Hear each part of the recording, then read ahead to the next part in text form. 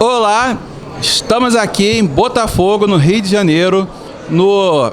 É o primeiro chopp sem imposto? Não, já tiveram outros antes. Tiveram outros? Eu não sei quantos antes houveram, mas não é o primeiro, com certeza. Então, no evento Chopp Sem Imposto, com uma pessoa muito importante aqui para o movimento libertário brasileiro.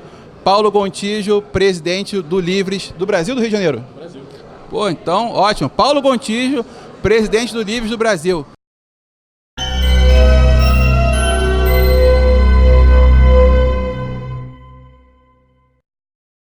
Pô, por favor, Paulo, se apresenta aqui, fala um pouquinho do Livres aqui pra gente.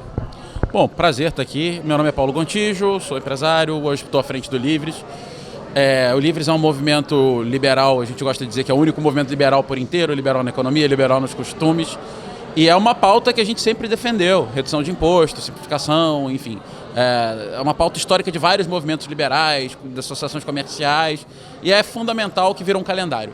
O mais importante é isso, assim, todo ano você vai ter evento de combustível sem imposto, chopp sem imposto, o dia da liberdade de imposto, e é fundamental isso, porque a gente começa com isso a marcar na cabeça das pessoas a importância das ideias liberais. Você trabalha até o dia tal do ano para o governo, aí você começa a ganhar dinheiro para você, o teu chopp custa tanto, mas podia custar tanto porque o imposto é muito alto, e com isso as pessoas entendem o quanto elas estão pagando para o governo. E aí quando você entende o que você está pagando, você pode exigir contrapartida. Isso é que é fundamental. E a ideia foi sua de fundar o Livres? Não, na verdade eu entrei no Livres em 2017. O Livres começou um ano antes, ainda incubado lá dentro do PSL. Mas eu assumi o Livres aqui no Rio de Janeiro e foi um trabalho bem interessante aqui de renovação na época de um partido e depois de virar um movimento suprapartidário. Então hoje a gente não está ligado a nenhum partido, mas a gente tem um monte de associados que são mandatários dentro de diferentes partidos. Enfim, hoje a gente tenta ao máximo influenciar as políticas públicas na direção de uma economia liberal. Existe alguma meta estabelecida de curto, médio ou longo prazo do Livres? Tem várias metas internas de trabalho que a gente tem, então desde número de associados, hoje a gente tem 2.200 associados, a gente quer chegar a quase 4.000 no final do ano, número de mandatários, a gente tem hoje um prefeito, um senador, 3 deputados federais, 6 estaduais, e a gente quer fazer pelo menos 20 vereadores na próxima eleição e alguns prefeitos, voltando de 7. Então essas são algumas das metas que a gente tem trabalhado para isso, mas o mais importante para a gente é políticas públicas e leis que façam com que o Brasil caminhe na direção das ideias da liberdade. Isso é o mais importante de tudo para a gente. Então a gente tem defendido muito a medida provisória do saneamento, a reforma da Previdência, a reforma tributária está começando a aparecer, a gente está tentando ao máximo apoiar. Essas pautas são fundamentais para o nosso futuro. Qual é a vantagem de alguém se filiar ao Livres? Por que a pessoa que está assistindo ali a gente devia se filiar ao Livres? Bom, primeiro que são R$ 24,90 por mês para o associado do Livres hoje, e você tem direito a participar do movimento, votar nas decisões que a gente toma. Boa parte dos nossos posicionamentos são decididos no nosso fórum, então todo associado pode participar. Tem webinários toda semana, tem cursos que a gente está colocando na área do associado, tem clube de vantagens com descontos para os associados do Livres. Então a gente tem um foco muito grande em que valor a gente traz para o nosso associado. A gente tem trabalhado desde o começo desse ano muito nesse sentido, assim, de curso, evento, palestra, tudo que uma pessoa pode tirar ao máximo de um movimento liberal. A gente antes conversou aqui um pouquinho sobre o movimento combustível sem imposto, né? O que você acha da tributação do combustível no Brasil? Olha, no Brasil ela já é super complicada, no Rio de Janeiro pior ainda. Então, você está falando do estado que tem o ICMS sobre combustível talvez mais alto do país, de querosene, de aviação, por exemplo, mais alto do país com certeza, num estado que tem vocação turística. Então é uma insanidade, né? Você tem um estado quebrado e que resolve cobrir suas contas aumentando imposto numa área estratégica.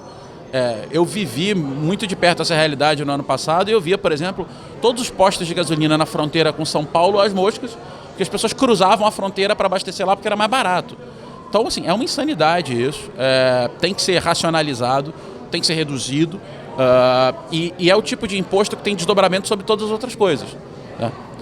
O imposto sobre combustível tem desdobramento sobre o preço do frete, portanto do produto, portanto uma série de outras. Então, assim, é insano o que a gente está fazendo hoje em termos de tributação de combustível.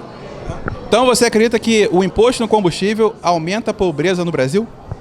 Claro, ainda mais da forma que é feita, sem dúvida nenhuma. Encarece os produtos. Então, sim, faz você ser pobre mais caro. A primeira coisa é essa. Encarece o transporte, pesa muito mais no bolso de quem é mais pobre. Então, sim, sem dúvida nenhuma. Eu não sei se você sabe, mas assim, o primeiro objetivo do combustível sem imposto é acabar com a estabilidade total do funcionalismo público. O que você acha disso, Paulo? Olha, o sistema hoje, como ele funciona, como ele funciona é disfuncional, né? Mas, assim, o sistema hoje é muito disfuncional. Você pode discutir se deve existir estabilidade para determinados cargos temporariamente. Agora, como é no Brasil, não faz o menor sentido. Você não poder demitir gente por performance é absolutamente incompatível com qualquer visão moderna de Estado.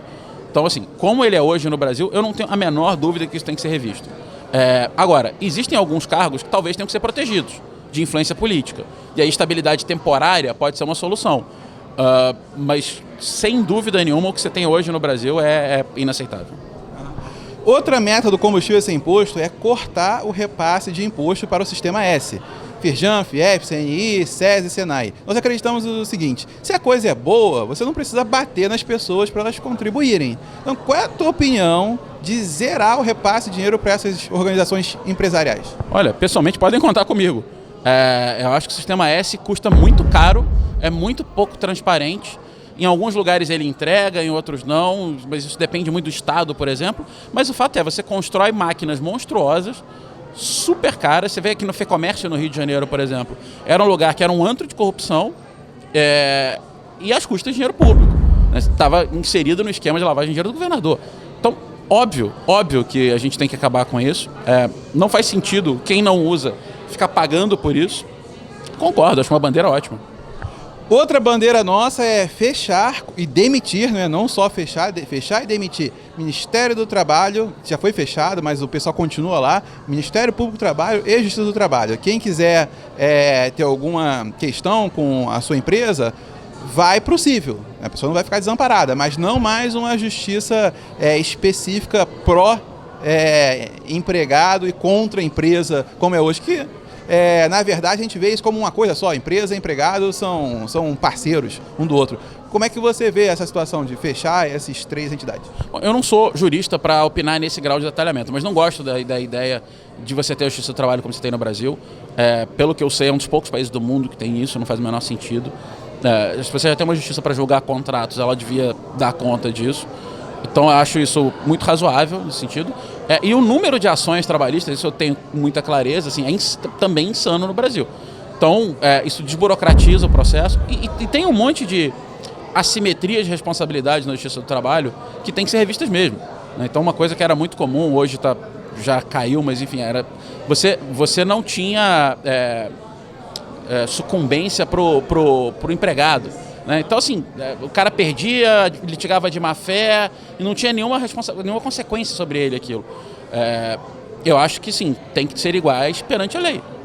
Então, é importante isso ser considerado. Eu acho que ela tem que ser simplificada pra caramba. Eu não entendo no detalhe o suficiente para saber se é viável ou não extinguir no curto prazo, mas eu acho que é um bom caminho. Outra meta extremamente importante nossa é fechar a Agência Nacional do Petróleo, que muitos, até do movimento libertário, chamam de agência cartelizadora do petróleo.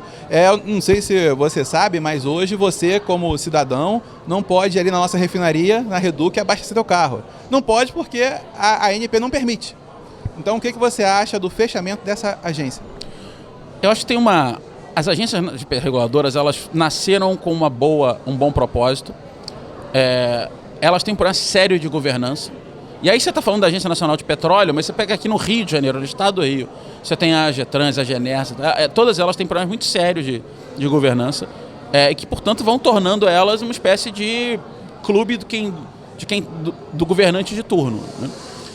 Eu acho que você tem que primeiro resolver a governança. Eu acho que é importante ter alguma instância que não deixe existir monopólio e que mantenha algum grau de competitividade no mercado. Se é com a agência reguladora, isso é uma coisa que a gente tem que discutir.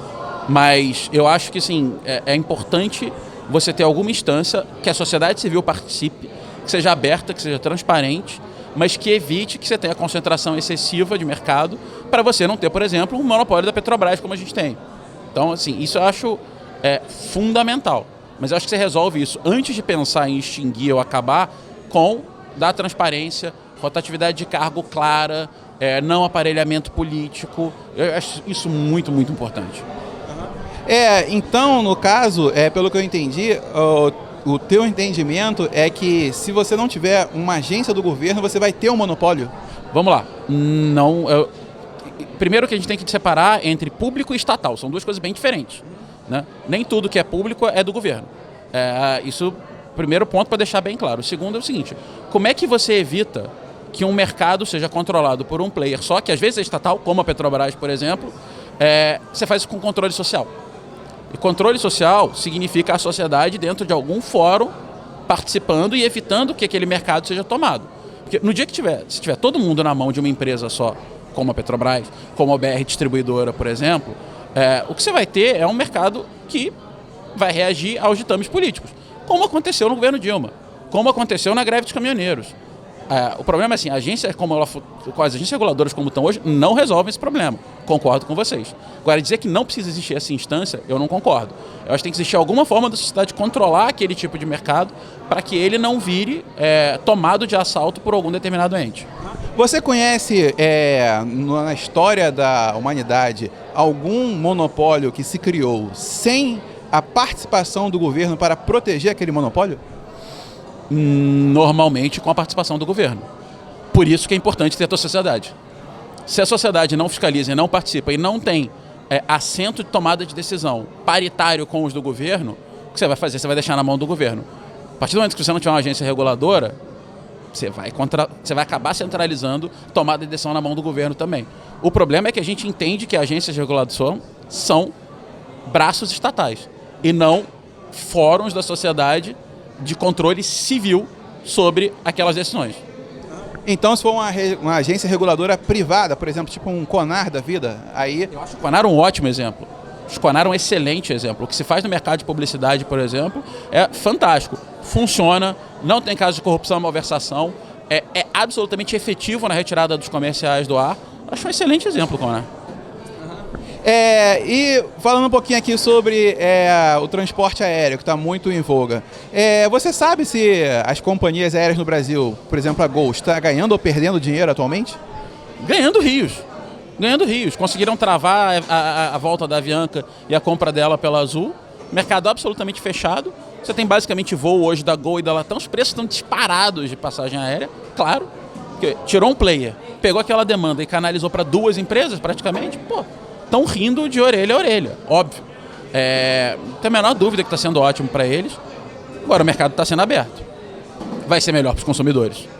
Tem ideia de qual foi o tamanho do lucro da Gol em 2018? Menor ideia. Não li o balanço da empresa, não sei. Se eu te falar que a Gol está perdendo rios de dinheiro, eu vou achar muito estranho. Ainda mais nessa atual conjuntura. Não, é isso que eu ia falar, assim. Você basicamente tem um mercado duopolista, onde você tem Gol e Latam. Se eles estão perdendo dinheiro, é porque o mercado tem alguns fundamentos muito distorcidos. Eles estão perdendo muito dinheiro. A Gol, em específico, que a gente acompanha, ela perdeu mais de R$1 bilhão em 2018. E basicamente isso acontece, resumidamente, por um imposto altíssimo e um mercado extremamente regulado com leis para tudo.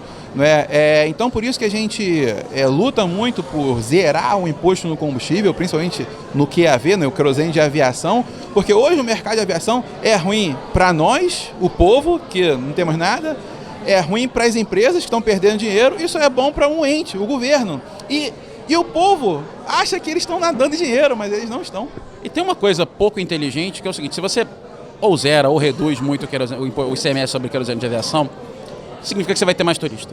Você vai ter mais gente voando, vai ter mais dinheiro circulando, vai ter uma economia que vai florescer daí.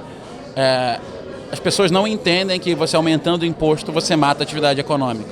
Então, eu concordo com você. Eu acho que a gente tem que olhar muito para essa questão do querosene de aviação, porque ele tem, de novo, desdobramentos em vários outros mercados, principalmente de turismo, faz com que o nosso mercado seja muito pouco atrativo. E lembrar o seguinte, em companhia aérea, se não me engano, 30% a 40% do custo é combustível. Então, assim, é claramente um fator muito importante na composição de preço. Até talvez, você não saiba, Portugal, que é um exemplo de sucesso em turismo, o querosene de aviação é 0% de imposto lá. Mas faz sentido. Então você atrai turista. Você ganha o dinheiro que você não está arrecadando o imposto com os impostos deixados pelas compras dos turistas, pela atividade econômica que eles movimentam. É uma escolha estratégica. A gente tem pensado muito mal em relação a isso. As nossas decisões são muito pouco estratégicas, né? E são feitas de afogadilhos. O Estado quebrou, aumenta o imposto sobre tudo, vamos ver o que dá para cobrir, enfim. Maldição do nosso subdesenvolvimento. Então, no geral, aqui, pelo que eu pude perceber no nosso papo, o presidente do Livres e o Combustível Sem Imposto estão basicamente alinhados nos mesmos pensamentos. Tem muita convergência, sem dúvida nenhuma. Mas que ótimo, com a questão da ANP, né, que a gente pode fechar ela para criar uma ANP privada. A gente concorda também, com certeza. A gente pode. O problema é como é que a sociedade controla isso. É uma questão muito importante, porque no final das contas somos nós que vamos pagar o preço de ver se tiver um mercado monopolista. Então, eu concordo. Excelente. Alguma consideração final aí pro pessoal que assistiu o nosso vídeo até agora? Obrigado por assistir até o fim, gente. Eu queria agradecer, dizer muito obrigado pela atenção e pelo carinho e vamos embora, vamos lutar, fazer com que o Brasil seja cada vez mais um país mais liberal. Isso aí, se você quiser participar com a gente, acesse nosso site csibr.org e nas redes sociais Combustível Sem Imposto. Valeu, obrigado, hein?